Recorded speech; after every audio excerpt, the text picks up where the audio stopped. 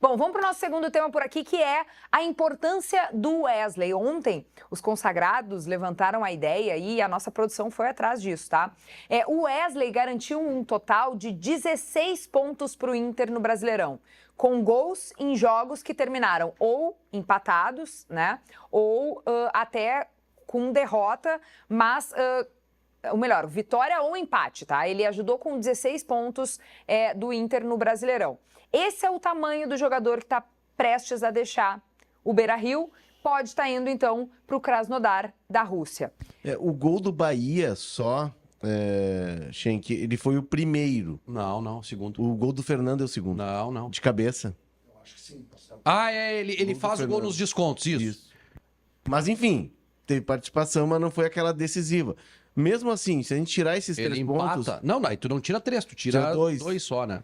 Seriam... E os 2 jogos que ele 14 decide aí, o jogo do Vitória, eu não me lembro como é que foi a ordem dos gols, mas... O do Vitória, né, o que ele entra isso a gente drible... está falando de gols, né? A gente não está nem falando de participação, porque teria mais. Tem 2 jogos que ele decide. Ele decide efetivamente. O jogo contra o Vasco e o jogo contra o Corinthians. Que é o jogo do Corinthians tá duro, difícil, ele pega um chute fora da área de canhota, encontra o ângulo lá e ganha o jogo. Lembra? É um jogo um jogo em casa, mas é fora de Porto Alegre. O jogo contra o Palmeiras também, o Borré tinha errado um pênalti. Isso. O jogo do Vitória, ele faz os também. 2 gols. Mas aí tu tem, imagina só, contra o Vasco, o jogo tá horroroso pro Inter. E aí ele pega um rebote, lembra da entrada da área e faz um gol. Tava ruim o jogo também. Então, por exemplo, aí tem 2 gols, 3 com esse outro do Palmeiras, são gols muito decisivos. Mas Bom, muito sem decisivos. esses pontos aí que estão na conta do Wesley, né? 16 ao longo do Brasileirão, o Inter estaria em 11º na tabela de classificação. Não, é isso que eu falo, tá? É isso que eu falo. Jogador que decide jogo é muito difícil de tu achar. É muito difícil, sabe? Quanto é que o Inter vai ganhar? Quanto é que vai sobrar pro Inter, Léo? 59 milhões, o Inter fica com a metade, 29, tem que dar 10 pro Cruzeiro, 19, tem que pagar mais uma parte do Wanderson. Do Wanderson também. 10 milhões De reais. 10 milhões de reais. Onde tu acha no futebol mundial um jogador que vai te entregar isso aqui por 10 milhões de reais? É que tem que pagar os caras, Vaguinho. Não, tudo bem, Léo, tem que pagar os caras, mas aí então tu faz o seguinte, ó, vende o Vitão. Ah, não, Vaguinha, não, o Vitão também não pode vender, não. A situação é a seguinte, tu tem que vender. Tu tem 2 ativos. Um que decide jogos. O Vitão não é que ele não seja importante, ele é muito importante. Mas ele é defensor. É mais fácil tu achar um substituto pro Vitão do que tu achar um substituto pro Wesley. Depois a gente vai entrar, tem ali um tópico que é sobre a votação de ontem nas debêntures, mas a situação do Inter, ela é de olha, quase UTI.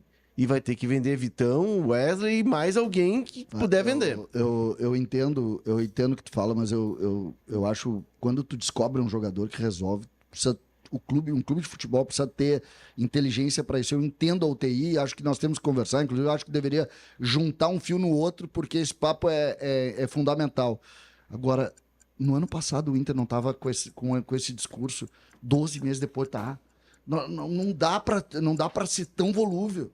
Não, a gente não pode encarar com tamanha naturalidade o negócio. Ano passado, Léo, nós falávamos aqui de uma outra realidade do Inter. No ano passado, que ano passado? No início desse ano, nós falávamos sobre isso. Porque no passado não tinha o Segue o Fio, né? Curiosamente, não, mas não poderíamos no programa. estar Eu tô falando dizendo aqui. eu e o Léo, sobretudo eu e o Léo, porque nós discutíamos muito isso, a dificuldade do Grêmio e aquela nuvem que o Inter vivia de outra saída. O Inter não pagou nada. Vamos aceitar a sugestão do César de juntar os fios. Podemos juntar, mas aí a gente tem que introduzir o próximo tema, que tem uma sugestão do Guerrinha junto para um nome que venha para o lugar do Wesley, pode ser?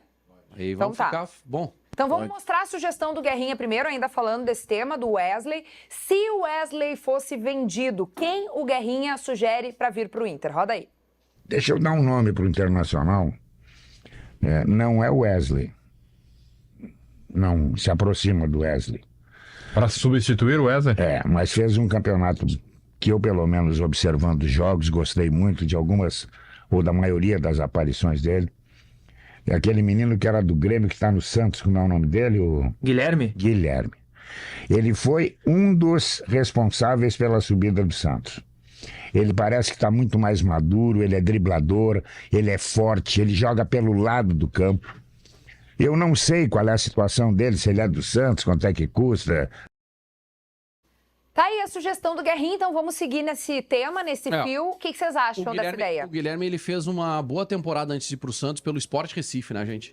Ele foi bem no Sport Recife. E no Fortaleza também. Ele foi bem no Fortaleza e fez um bom campeonato, como disse o Guerrinha, no Santos. Agora... Base do Grêmio, Vaguinho. Sim, jogou no Grêmio. Não, mas ele é base, Sim, ele base é do Grêmio, criado... claro. Ele fez 10 gols na Série B ano Ele passado. subiu junto com o Pedro Esse ano, Rocha, se aliás. não me engano. Mas assim, convenhamos, né? É um jogador que teve destaque na Série B do Campeonato Brasileiro contra adversários menores. O Inter vai jogar a Libertadores da América.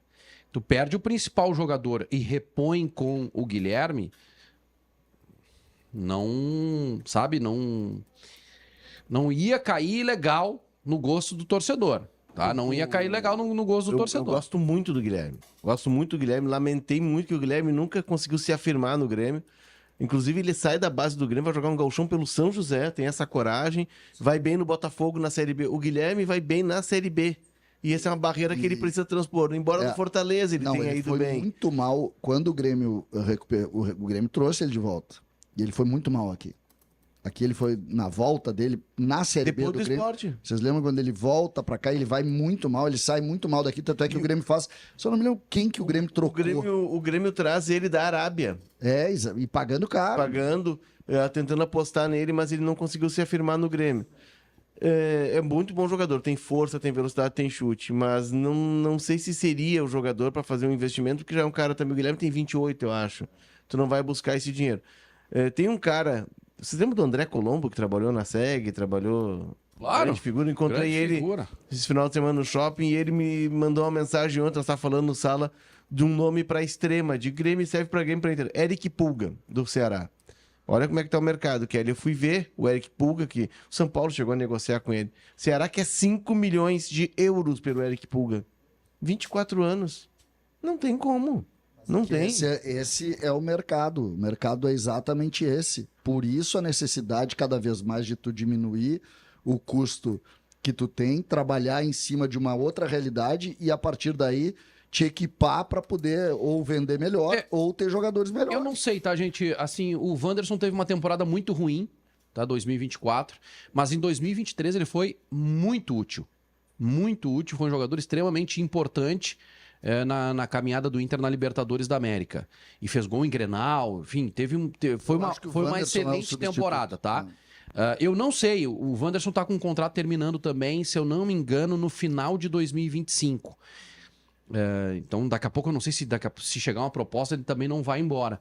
Mas, assim, dos nomes aí especulados, das possibilidades, eu, no cenário atual, apostaria no Wanderson. Tem o Arias também, viu, do Fluminense. Não. O Felipe Duarte trouxe essa informação.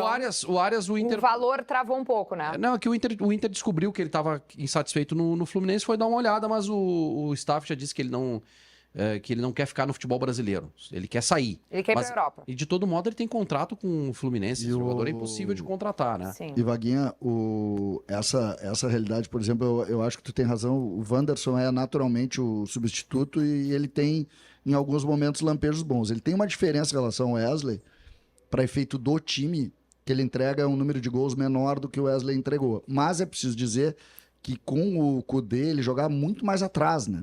Ele jogava muitas vezes naquela linha de 3 do Kudê, mais atrás. Ele, na verdade, como o René vinha por dentro, ele é um cara que recompunha mais. Ele era quase um meio campista, um segundo volante pela esquerda. Tudo vai depender do lateral que o Inter tiver. Porque casou bem o Bernabé com o Wesley, porque o Wesley corta para dentro, sempre. E deixa o corredor para o Bernabé. Se o Inter tiver um lateral que seja um pouquinho mais defensivo, vai ter que ter um cara como o Wanderson. Não sei se o Wanderson encaixaria, mas enfim... É uma perda. E vou te dizer, Kelly, o russo que é dono do Krasnodar, ele tem uma fortuna de 3,3 bi de dólares. Ele construiu um estádio de 300 milhões. Aí ele fez um parque do lado do estádio, que esse que a fortuna dele o caixão não tem bolso. O homem consegue tomar um café da manhã por dia, não consegue tomar 2. Então, assim, tem que investir o dinheiro para a sociedade. Ele construiu um parque de 70 milhões e, não satisfeito, ele fez um jardim japonês com um roseral, assim. Nossa. Gastou 44 milhões de dólares. O homem tem dinheiro E o Krasnodar é o brinquedo dele neste momento. E ele tem brasileiros lá e ele quer levar o Wesley. Então, assim, é questão de tempo. É só ele fichar um pouquinho mais, esse negócio vai sair.